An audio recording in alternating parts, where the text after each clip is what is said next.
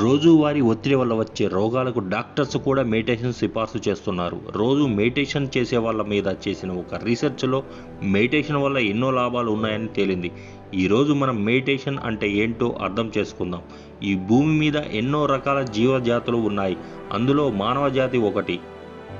ఆలోచించగలగడం లక్షణం మనుషులను మిగతా జంతువుల కన్నా ఉన్నతమైన వారిగా చేసింది.